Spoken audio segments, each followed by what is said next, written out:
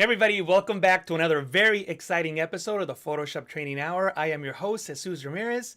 Let me know how you're doing in the chat. I'm currently streaming from the beautiful San Francisco Bay Area in San Ramon, California. Today I'm going to show you 7 Photoshop masking tips and tricks that you probably don't know. Before we start, I would like to thank our sponsors MSI for sponsoring today's video. And I currently am working with the, oops, sorry about that, I hit the mic. I'm working with my laptop here today. This is the Creator Z16 laptop. It's the laptop that I'm currently using and the laptop that I highly recommend if you want to create on the go. Before we start, I want to quickly mention that MSI is running a sale on several websites, including the B&H website, the Newegg website, and also on Costco, which the link should be below in the description. So make sure that you check it out. Link is below in the description. So thank you so much, MSI, for sponsoring today's video. So yeah, today we're going to work with masking in Photoshop. Masking is one of those things that is really difficult to do. Everybody always wants to learn new techniques so that you can get better masks. And hopefully this session will teach you a lot. Before we start, let me know in the chat if my voice is okay, if the audio is good, and if so, I'll get started. I'm already reading in the chat that the audio is good, so let's jump right into today's session. I have a lot to show you, so I'm just gonna get right to it. I'm going to share my screen, and this is a photo that you guys probably recognize. I used to think this was the Brooklyn Bridge, but I found out recently that it's in fact the Manhattan Bridge.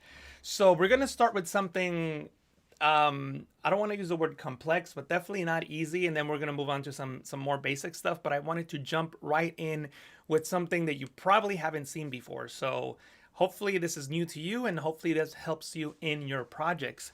So a lot of you probably know that Adobe has come up recently with automatic masking selection tools. For example, if I wanted to select the sky in this building, I could always go into select in sky, which is basically the same mask that you would get if you went into the edit menu and show sky replacement. Now, this is not the tip. I just want to show you what Adobe offers, and I'm going to show you a manual method that hopefully gives you better results in your project. So if you're going to select and select sky, Photoshop will of course create a selection out of whatever it thinks the sky is. I'll create a layer mask so that you can see. So it selected the sky, see that? And I'm going to invert that selection by pressing Control I on the Mac, Control I on Windows, Command I on the Mac. And I'll also create a solid color fill layer so that we can see the result better. And as you can see, it's not bad, but it's also not great. It's really blurry, and it doesn't really give me what I want, and I have to go in there and do a lot of fine tuning. So instead, I'm going to show you a method that I think you'll enjoy. So I'll just duplicate the layer so that we can compare and contrast a little later on. So with this image selected, now I'm not worried about this layer. I'm worried about this one, and I'll give it a different name so that we can tell it apart. I'll call it Manhattan Bridge, if I can spell it correctly. A lot of you probably have seen that I often misspell layer names on my videos. But anyway, Manhattan is the layer that we're going to be working with. And one of the things that I recommend is working with channels. You can create a channel-based selection just by looking at these individual channels. I'm sure a lot of you probably have seen that before, but there's something in here that a lot of you probably haven't seen, and that's what we're gonna start with today, so that we can show something that's not completely known, and hopefully you learn something new. So what you need to do is just look at these channels and see which one gives you the most contrast. In this case, probably the blue channel. It won't always be the blue channel, but in this case it is. And what you can do is you can go into image and select this option here called calculations. Let me know in the chat if you've ever gone into the calculations menu. A lot of people haven't, which is why we're going to talk about it today. First, you need to select a source. So source number 1, I'm going to select that Manhattan layer that I talked about earlier. And what you can do from here is select one of these different blending modes to see which one gives you the most contrast between your foreground and background. Also for your source, make sure that you select also that same Manhattan layer and you can select one of these different channels. So for example, we said that the blue channel had the most contrast, so I can select the blue channel. And what I'm trying to do here is make sure that my sky is as close as white as possible and everything else is black. And I'm only worried about the edges. I really don't care about the cars and the street and even this part of the bridge. I'm really concerned about the edges of the buildings and the bridge up against the sky. So that's really what I'm looking at. And what you need to do now is just go between these blending modes and see which one gives you the best result. You can try multiply. In some cases, screen might work. Also, overlay is a really good one. Notice the difference between overlay and multiply here. Overlay gives me a really good result. Again, I'm looking at the contrast between the sky and the edges. Soft light is not bad, but I like overlay better. So you can select overlay, and under result, make sure that you do a new channel and you can press OK. So then Photoshop creates this alpha 1 channel. A channel is basically a selection. When you save a selection, you're actually saving a channel. So this is really a selection. So this is alpha 1. What I can do now is go back into my calculations, and I can continue working with it. So now, instead of creating a new channel, I can just, you can leave the new channel option if you want to and just create multiple ones. It really doesn't matter. But what I'm going to do now, instead of overlay, I'm just going to show you something else so that you see something different. You can go into this blending mode called add. Subtract will give you the same thing, by the way. So when you subtract something from itself, you get nothing, right? So we're just doing math here, and we're not going to go into the math, but there's a lot of complex math going behind the scenes. So if we select add, you can see, and by the way, by default, your offset is going to be set to 0 and your scale to 1. So this is going to be your result, more or less. And what you need to do is, you can go in between negative 255 is the lowest you can go, or positive 255 on the offset, right? So if you start at 0, which is right in the middle, what you can do is you can start subtracting it, which is going to darken the image. And see how as I darken the image, the lines here on the bridge start reappearing. See that? And you can decide when to stop. So I'm creating a lot of contrast between the bridge and the sky. Negative 139 or so seems to work. Again, I'm not concerned about anything else in the image. This looks pretty good, and I can press OK. Again, every image is going to be different. It really doesn't matter. There's no secret sauce. There's nothing that I can tell you now that will work for every image. I can just show you different possibilities, and then you can customize it to your own photos. Another thing you could also do is go into image and select apply image, and it kind of works the same way with fewer options. And you can try, for example, multiply or overlay or something like that. Screen maybe. In this case, I don't need to do that. I'm just going to work with what I have. But notice one thing, when I zoom in, look at how good these lines look. See that? See the lines? They look so much better than the lines we had before with the automatic AI adjustment. So at this point, all you need to do is you can go into image, adjustment, levels, and crush the black so that pixels that are almost black become black, and then crush the whites so that pixels that were almost white become white, and press OK. You can then select the lasso tool and then just drag and make a selection around everything like so. Fill with black. Black is my foreground color, so I can press Alt and Backspace on Windows, Option Delete on the Mac. And obviously I'm going quickly here, but I think that you get the idea. You don't have to be precise in these areas because there's no detail that we need to maintain. I can also select something like the polygonal lasso tool and then just make these really large selections like so, and I don't have to be precise at all. That's why I was saying earlier that the only thing that really mattered were the edges that were close to the sky. Everything else I can just easily mask, and obviously I'm going quickly here, but I think that you get the idea. So I'm just gonna go and fill these pixels in really quick like so. I'll zoom in so that we can see what's going on here. Again, spend some time in your images in these smaller details, but the important things was to get the bridge that the automatic selection couldn't get. So let me just fill these in. And it's not going to be 100% perfect, but I think you'll enjoy the result. So there we go. We're gonna fill that with black again, and I'm going to invert the mask, Control I on Windows, Command I on the Mac. This is actually a channel, but I'm still calling it a mask. And when I do so, you'll notice that I still have some areas here in the sky that are not completely black. What you can do is then select the burn tool and then just burn that in. Make sure that you have shadows under range, and you can paint that in like so. That will make it so that it won't burn any of the brighter pixels. Then, with the alpha selected, the alpha 2, I can hold Control on Windows, Command on the Mac, and click to load it as a selection. I can enable the RGB again by clicking on it, go back into my layers panel, and I can create a layer mask. And that's the result. So that's with the manual layer, and this is with the automatic adjustment. You see the difference? I'll zoom in. See that?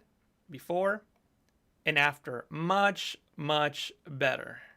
Now you're probably wondering, I still see a lot of that fringing, a lot of the original color of the sky. That's very easy to fix. All you need to do is create a new layer, press Control Alt G on Windows, Command Option G on the Mac, select the brush tool, hover over the bridge and select the color of the bridge. So maybe this color here, Alt on Windows, Option on the Mac, and click, and I can just paint in that detail. It'll look better if I make this a little bit brighter so you can actually see the color that I'm painting, or darker, depending on what you're gonna do. In reality, it'll be better if you paint it if you had a background, and then you can paint accordingly. But I think you get the idea. Just come in here and then just paint those pixels away. In some cases, depending on what you're working on, it might be a good idea to change the blending mode to darken, so that you only paint over the pixels that are brighter. In some areas, you might have darker pixels that you want to keep because that's giving you shadow detail, so you don't want to paint over those. So that will prevent this color from going over darker pixels. So for example, here, if I paint over here, notice how I didn't paint over that darker shadow. See that? I'm not painting over the darker shadows, only the highlights. So that's what that blending mode allows me to do. And obviously you can spend your time fine-tuning these small details, but that's how you would get your bridge. And of course, at this point, you can bring in a sky. Let me see if I have a sky here that I could replace it with. Let's see. I mean, this is probably not going to look very good, but we'll try it anyway. Make that a bit larger and move that over. And there we go. We've replaced the sky. So that's before and after. And the reason that we got that ugly paintbrush there is because we have this enabled. So I'll disable it. Before and after. See that? But if we are going to use that new sky, then we need to paint it in to get that detail in there. See that? Looks much, much better. Let me know in the chat what you thought about this first technique. I'm curious to see if you had seen it before, if this is new to you. If you have any questions about this technique, let me know in the chat. But basically what we did is we used a channel-based selection, and we used the image calculations window to better see the results. And for some reason, all my windows just disappeared, so I lost the chat, but you guys are back. I can see you now. Anyway, calculations is something that you should try when masking with channels, because you can mix the channels in very interesting ways and hopefully get you the selections that will work better for your images. Cool. The question from Photo911, work well with hair. Is that a question or a statement? Does it work well with hair? It depends on the image. It depends on the photos, and it depends on the blending modes that you use and how you use them. Short answer is yes. Long answer is it depends on what you have. Awesome. Oh, thank you so much, Savage Editing. Savage Editing said, your editing made me become a photo editor. Awesome. I'm happy that my work has helped your work. Cool. How's it going, Edwin Daniel? Awesome. We have people from India watching. That's great. Cool.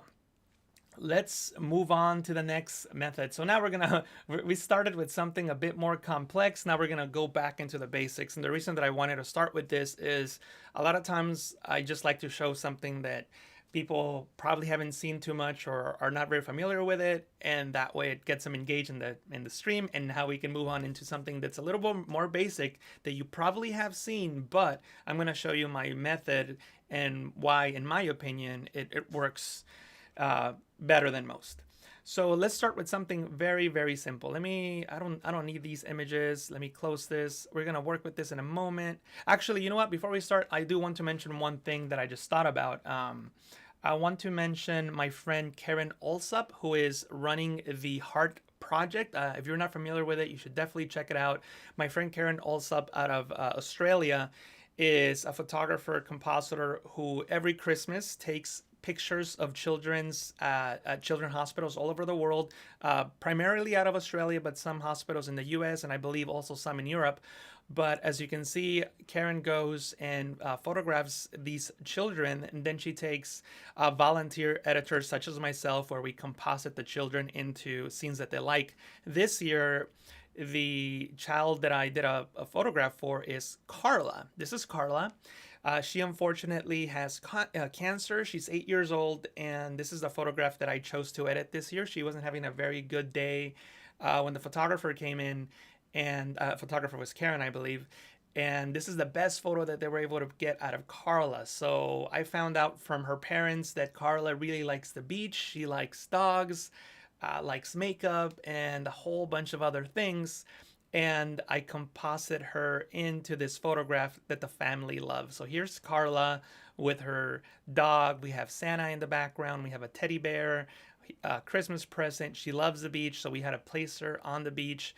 And I added just a tiny little bit of makeup. I don't want to go too extreme. She's 8, but I put just a tiny little bit of makeup on her lips and a tiny little bit on her eyelashes, just to give her what she wanted for her picture. But you should definitely check it out. You can go to theheartproject.com.au to see the wonderful composites that people are making for these children. I'm not sure how many years Karen has been doing this, but I've been doing this with Karen for about 3 or 4 years now. So definitely come and check it out, theheartproject.com.au, and also check out the composite that I made for Carla. So this is it. And actually, if you guys want to see it, I can show you really quick the file here. So this is the file that I use for Carla. I always like to end my composites with like a final effects layer here. Let me show you what that looks like. I'm not sure why it's going black and white. Oh yeah, I have this layer enabled. But basically with the camera raw filter, I always apply my final effects there. And I'm not sure why the present disappeared, but anyway. And here's just a quick layer breakdown of the composite here. Oh, there you go. Present came back. But as you can see, it was all put together in Photoshop. And actually this photo of Carla, I'll double click on it so you can see, it's actually a lot more layers combined into the smart object that ended up being in the composite. And we have the chair, which is actually a 3D model. This is a 3D model, it's not a photo. And we have Santa there. And actually Santa is also a composite because Carla wanted the Santa Claus that was at the hospital, not the stock photo Santa Claus. So I had to composite the Santa from the hospital in there. And the beach here, this is multiple images, so I'll show you what that looks like. You can see how the original beach didn't have the sand quite like I wanted, so I brought in a new beach.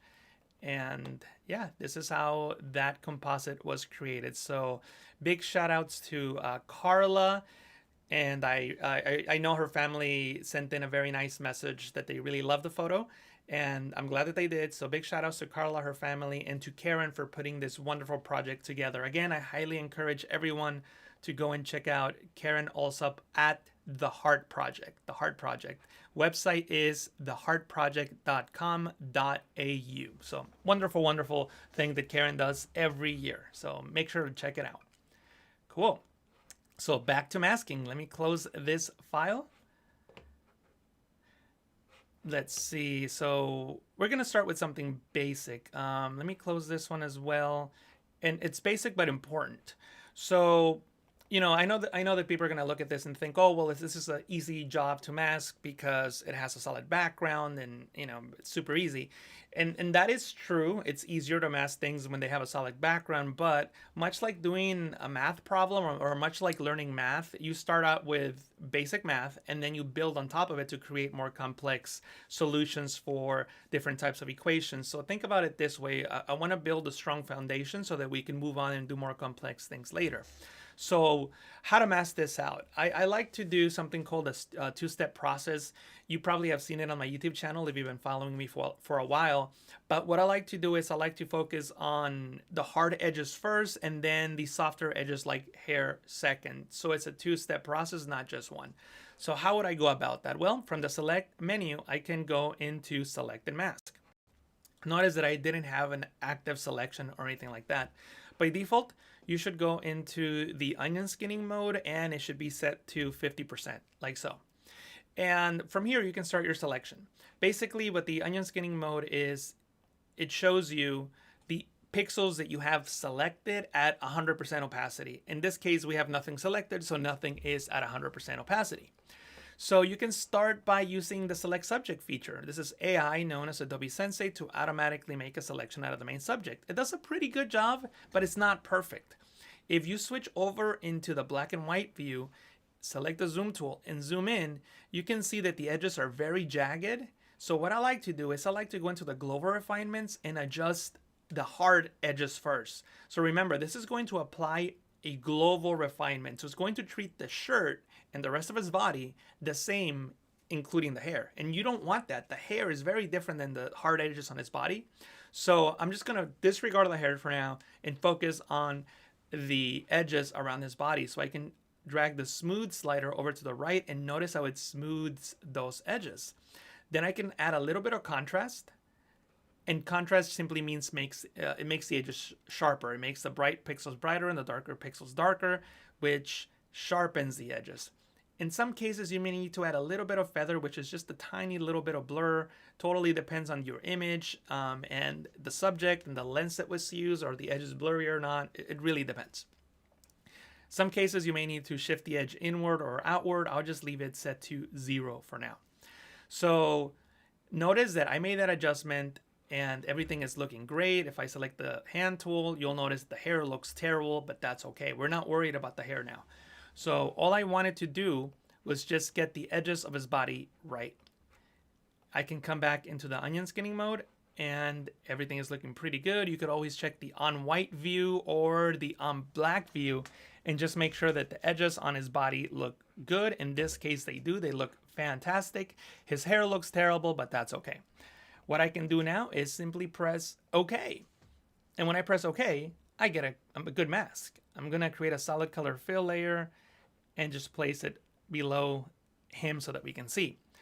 What I recommend that you do after you create that initial mask is go back into the select and mask workspace and just work on the hair. So you can double click on the icon here. Now, something to be very careful with. If I apply any global refinements, they will be applied to the entire image. And I don't want that. I just want to work on the hair. So I wouldn't do any global refinements at this point.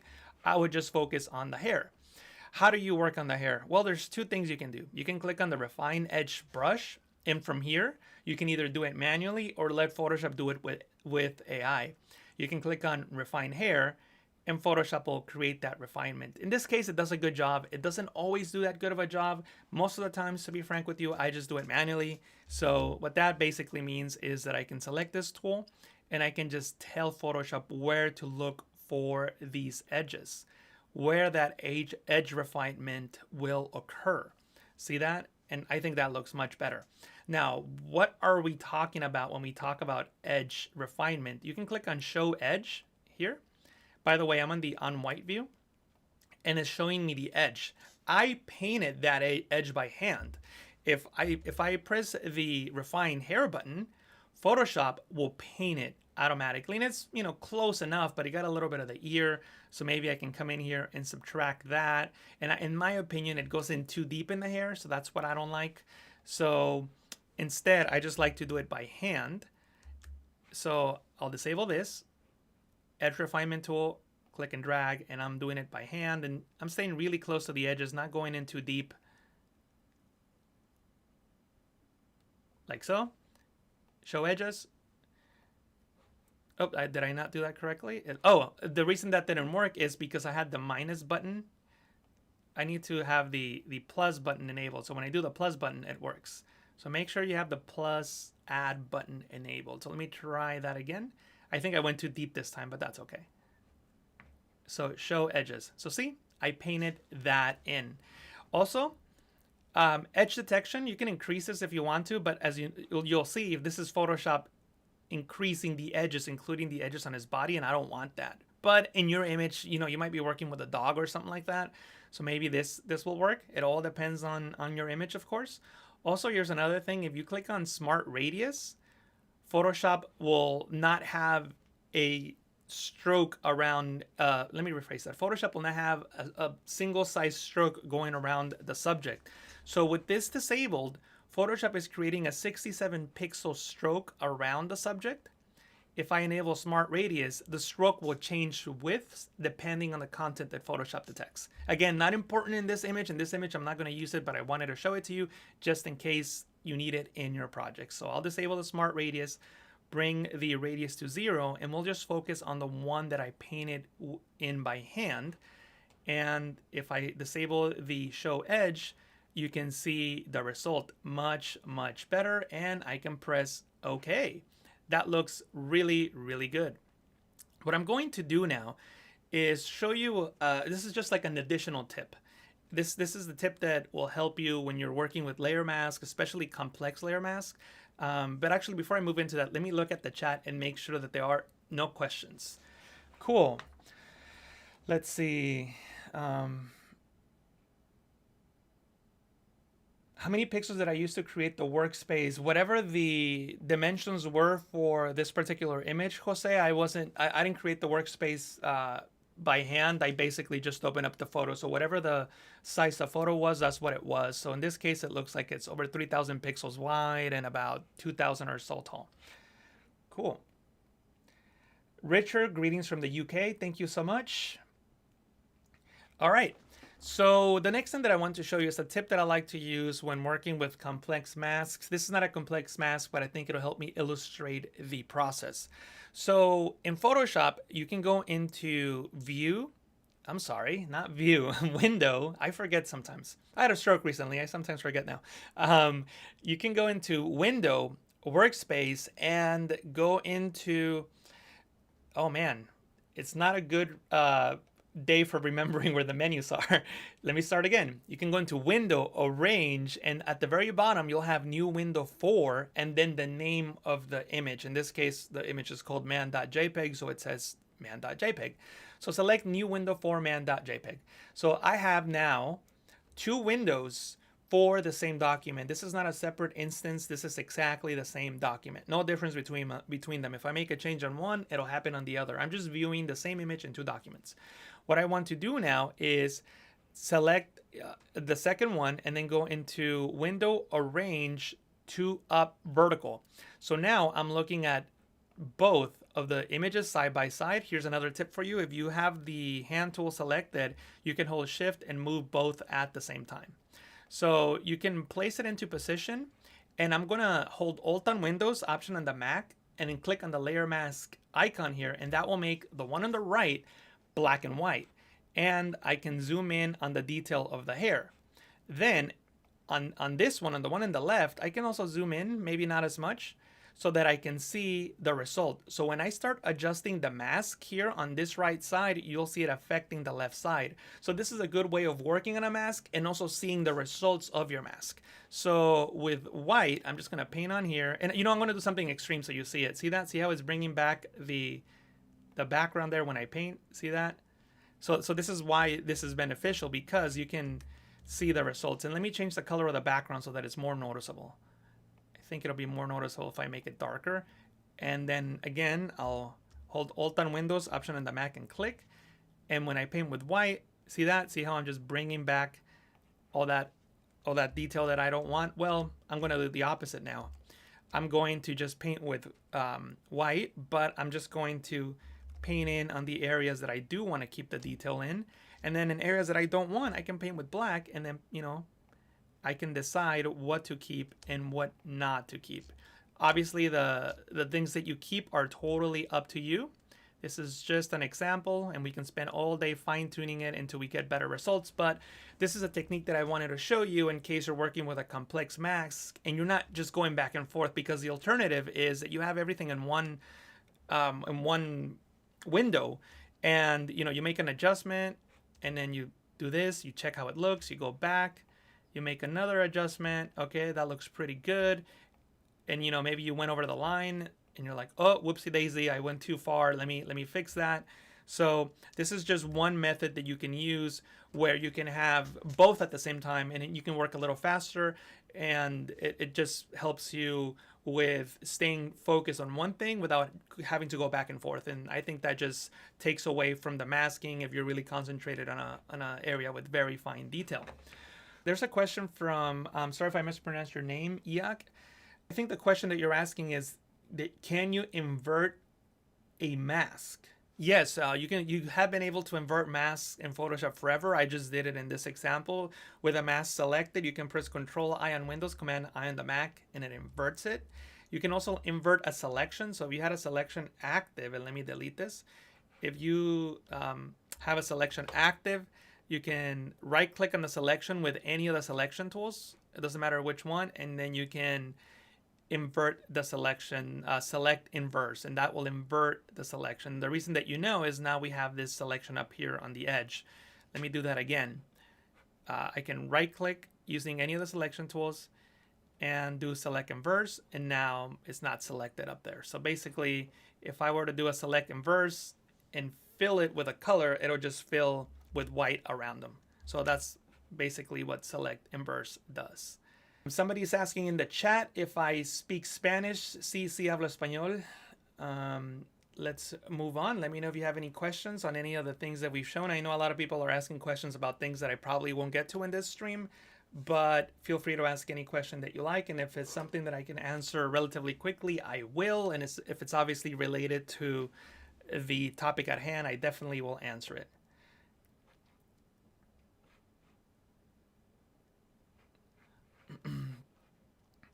Okay, so someone's asking about the landscape mixer, and I guess it involves a selection. I guess we can talk about that. I believe, yeah, here we go. So I have a landscape here, right? So there's a selection in here, so we'll talk about this. So I believe the question is asking about the selections inside of the landscape mixer. So if you go into filter, neural filters, there is a brand new neural filter called landscape mixer, and there is a really cool feature that allows you to increase the season. So we can increase the winter in this image like so, and that will process this particular image. It'll take a while. It's processing on this device, and there you go. It adds snow to the mountain, right? Pretty cool. I'm going to click on this plus icon right here. You see this? I clicked on that plus icon, and then I'm going to click on this invert button, and I'm going to disable the show mask overlay. And now I can paint that back in like so. And let me bring down the opacity a little bit. Actually, no, I'll increase the opacity. So I'm bringing in just these items, and I'm just bringing it in like so.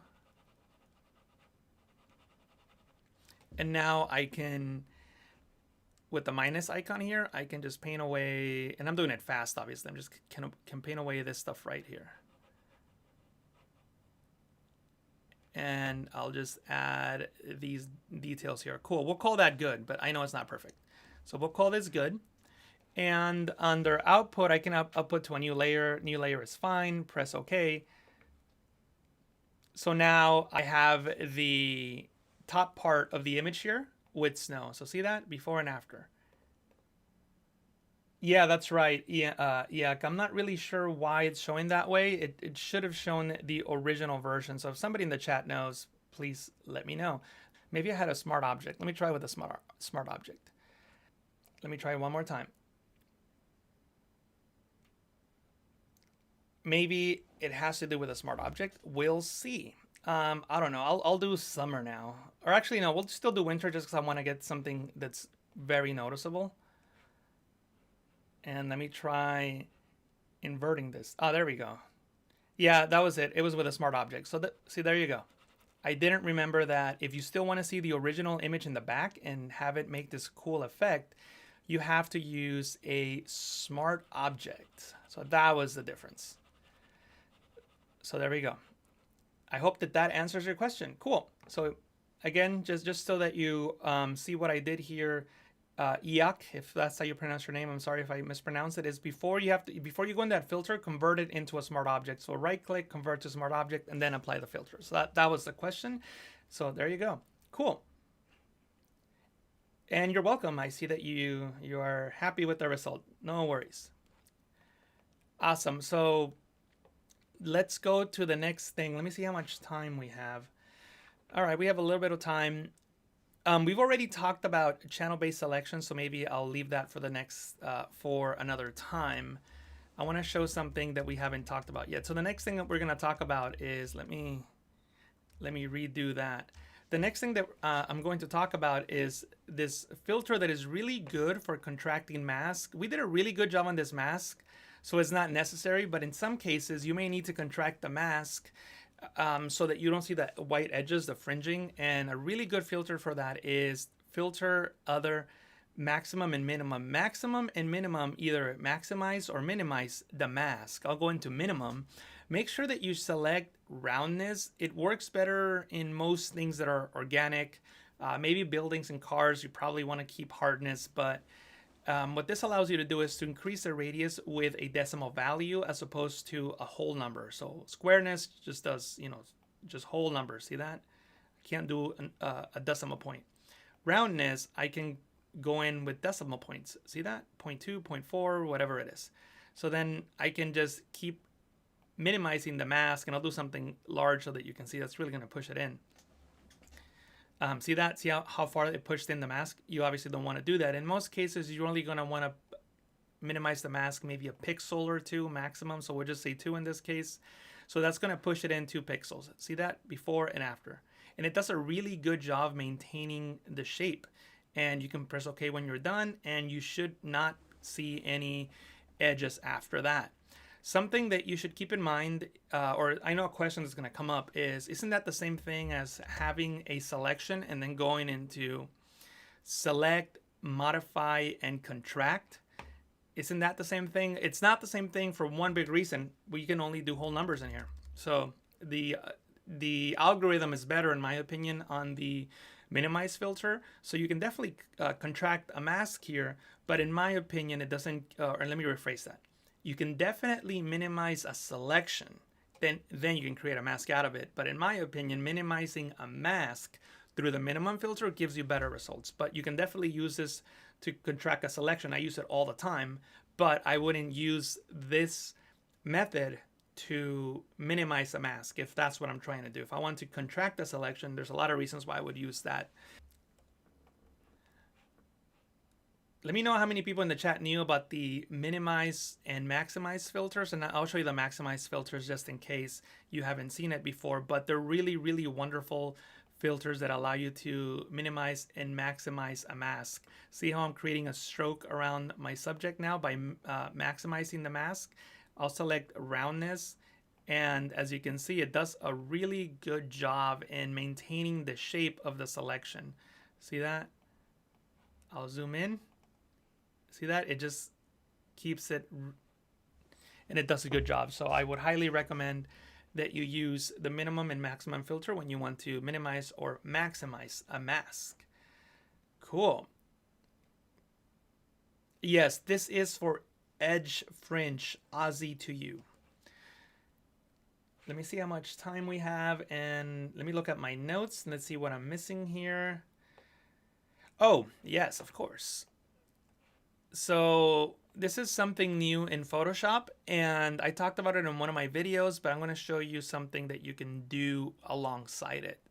So with the object selection tool in Photoshop 22 and newer, we now have the object finder. You can see that here it's enabled. Make sure that you enable it from the options bar, and that allows you to hover over an image and make a selection out of one of the subjects. So I can select this dog by clicking on it. Notice that I have a selection on it. If I want to select now this dog over here, I can hold shift and click on him. And now I have 2 selections. If I want to select this little black one, again, hold shift and click. Now I have 3 selections. If I change my mind and I don't want this center one selected, I can hold alt and click on it, and Photoshop will deselect that dog. So it's a really powerful tool that just allows you to get started on a selection quickly. So you can click on the subject you want to edit and then just click on the layer mask icon, and then you can make adjustments to it. Or you can select your subject, go into select mask, and you can get started right away with the selection process. In this case, this is an area where maybe using the slider here might give us good results because he has fur all over him. I can even add smart radius here and maybe increase that and see if that gives us a better result on the fur. So I can press OK, and oops, that I didn't create a layer mask because on output I had selection on output, not a mask. I can just click here and then you can see the result. It's not great, but it's not bad just for a couple clicks. You can see that there. Let me show you how we can how you could actually improve this. So for some reason, I don't know why, but for some reason, Adobe decided that the brushes that were in Photoshop before 2019 or 2018 were going to be called legacy brushes and not be installed by default in Photoshop. I'm not sure why, but that's the way it is. So with the brush tool active, you can go into the brushes menu here, then the gear icon, and load the legacy brushes, and just press OK. And at the bottom of the list here, now you're going to have these legacy brushes. The reason mine says 2 is because I already had them enabled up there somewhere. But anyway, and under legacy brushes, you have a lot of different brushes. Under default, there are some brushes called, they're called grass something. There's a search feature in Photoshop now. You can just type in the word grass, and it's called, they're called grass and dune grass. This one here, dune grass, allows you to paint grass, as you can see here. So it takes the foreground and background color here. I'll make it red and blue so you can see. Red, blue, and it paints that in like so, right? So what you can do is use this to paint in fur, but we need to change it. So with this icon here, I'm going to click on that, and I'm going to disable color dynamics. I'll disable transfer, and now I'll have what you see there, which is exactly what I want. Next, I'm going to just paint with black like so. That way I know what it's going to look like. I think that looks pretty good. I'm going to zoom in and reduce my brush size. And actually, I still want a new layer. I'm still trying it out. That's too big. I'm just trying to make it as big as this dog's fur would be. Maybe a little bigger, maybe something like that. And also his fur is facing the other way. So I will flip it X on the X axis. There we go. And his fur is also maybe a little too high up.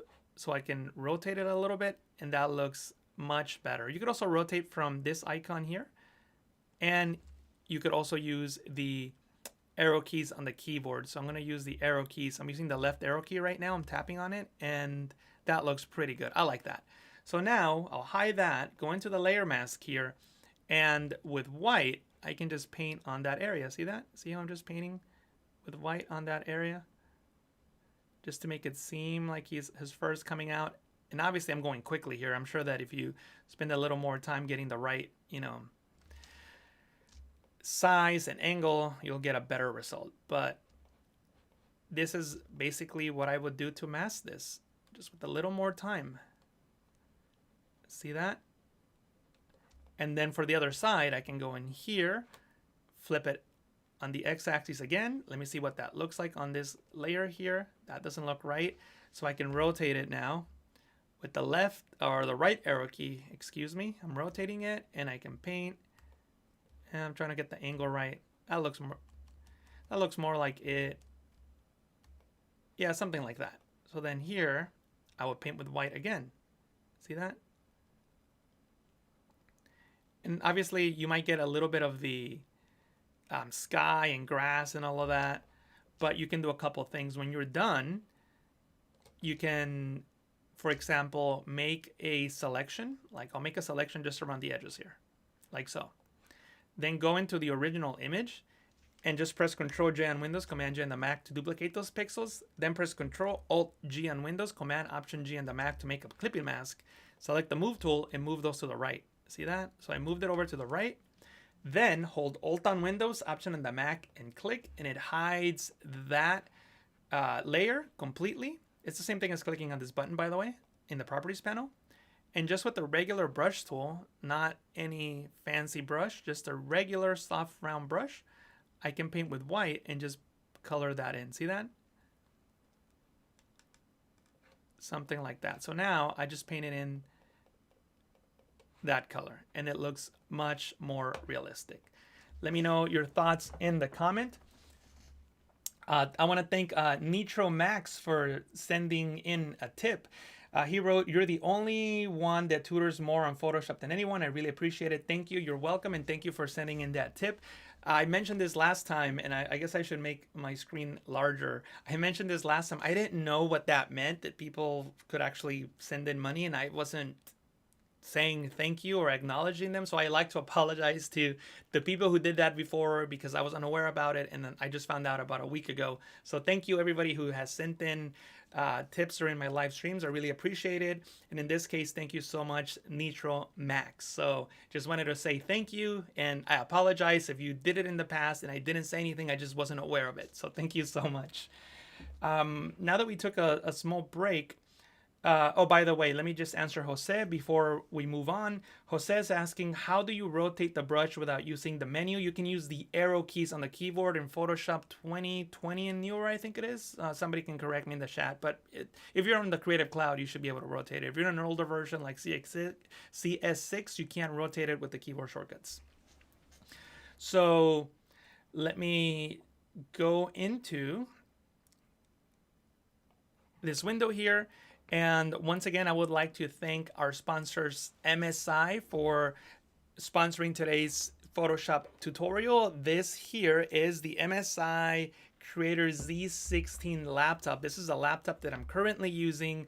It's a laptop designed for creators. It's very powerful. I highly recommend it. And as you can see, B&H, Newegg, also Costco are having sales on it now for the holidays, so check the link below in the description if you want to learn more about the MSI laptop. Also in other streams, I talked about the MSI Creator C16, how this year, 2021, it was tied with Apple in customer satisfaction. So make sure that you check it out if you're looking for a Windows laptop for your creative projects. These laptops are designed to work well with Adobe applications such as Photoshop, Premiere, and other Adobe applications and creative applications. So thank you, MSI, for sponsoring today's Photoshop stream, the Photoshop Training Hour. So thank you so much. Let me move over and go back into Photoshop. Let me look at the time. We have about 10 minutes, and let me see what else I have on my list here. Okay, there's one other cool technique. So I'm glad we started with something that you probably haven't seen, and we're going to end with something that you probably haven't seen. By the way, make sure you click on that like button now if you made it this far and you've learned something. It really helps me out with the YouTube algorithm. So hit on that like button and let me know in the comments what you've learned. It also helps me out to see what I should continue teaching and maybe things that you probably already know and don't want to see anymore. But yeah, just it helps me out by leaving a thumbs up and a comment. That's all I'm asking. So this is another interesting, let me think of the best way of doing this. Okay, so let's use this backpack, for example. Actually, that might be too easy. I want something hard. Cool. What we'll do is this right here. If you wanted to make a selection for could change, for example, hue and saturation adjustment, right? And you can click on this icon and then click on the red here. We can adjust the hue of that red, which includes her face, right? So you can adjust the color range to make sure that the entire shirt is selected. We'll call that good. But we obviously adjusted her face. We don't want to do that. So with this icon selected, I can invert the selection, and then I can, either make a selection or paint in with white the areas that should be applying that blue effect. So I'm just going to go quickly here. It's not going to be perfect. I'm not trying to be perfect. I just want to show you a technique.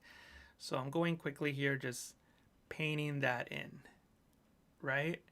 So here we go, painting that in, and we'll call this good, right? So this is it. I made a color change. It looks great, but then maybe you want to apply other adjustments just to the pixels that are selected.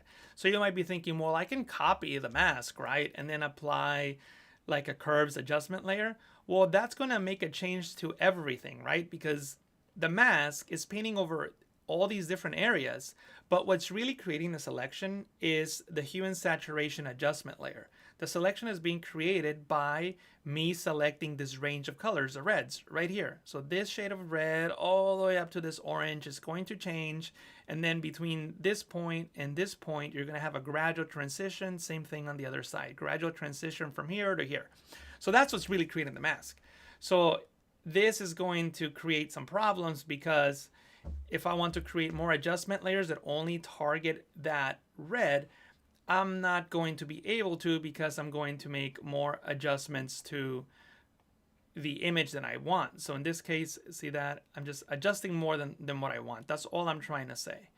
I'm just adjusting more than what I want. I only want to adjust the areas that were changed by the hue and saturation. So how do I do that? Well, it's actually quite it's an interesting technique.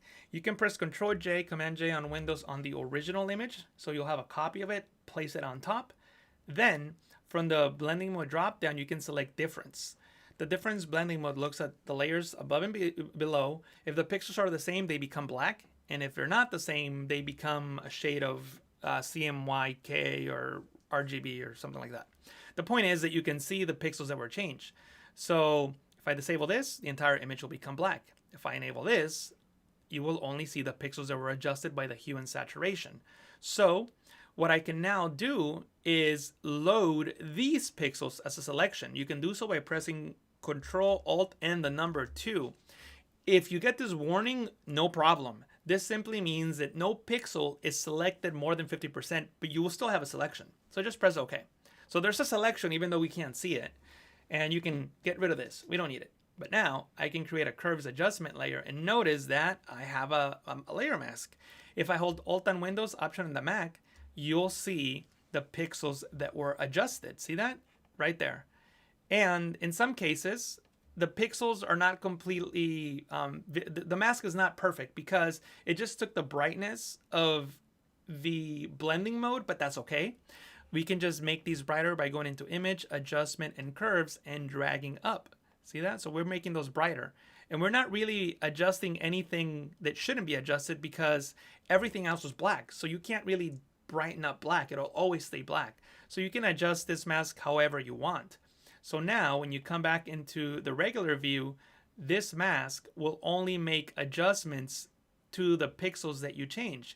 If you feel that your mask is not targeting all the pixels that you want, you can do the same thing. Image, Adjustment, Levels, and just adjust the mask accordingly. And notice that you can go a little too extreme. See that? I'm just pushing the mask a little too far. But you can adjust it accordingly so that you only target the pixels that were being adjusted by the layer mask or by the hue and saturation adjustment layer. So this is how you would create a mask out of the pixels that you adjusted. And it doesn't have to be a hue and saturation adjustment layer. This could be anything. So I can go into the for example, let me think here. Okay, I can go into like selective color, for example, and I can select the neutral. Oh, no, not the neutrals. We'll select the blacks, right? And maybe I can add a little bit of yellow and reduce the cyan. And I'm just, adjusting the blacks or the darker pixels in the image, right? Well, I can go into my background layer, drag and drop it into the new layer icon to duplicate it, drag up, change the blending mode to difference, and you can now see what Photoshop consider blacks or the pixels that were adjusted. See that? Again, Control Alt and the number 2, press OK, and I can create a curves adjustment layer that is now only targeting those pixels. If the mask is not strong enough, Image, Adjustment, Levels, and you can just brighten up that mask. Like so, and you can see the layer thumbnail preview here changing, and now I can adjust the pixels that were adjusted by the layer below. So that's one way in which you can target the pixels or mask the pixels that were adjusted by another adjustment layer, if that makes any sense. Let me know in the chat if you have any questions. As always, if you learned something new, please make sure that you click on that like button. I really appreciate it. As I said before, it really helps me out with the YouTube algorithm. I'll be back with more tutorials and more streams next week, so look forward to seeing those. Thank you so much for watching. Again, I would like to thank our partners, MSI, for sponsoring today's Photoshop tutorial. Make sure that you check out the links below in the description to see the deals that are going on right now with MSI during the holidays. All right, everybody. Thank you so much for watching. I look forward to seeing you again in the next Photoshop tutorial. Bye, everybody.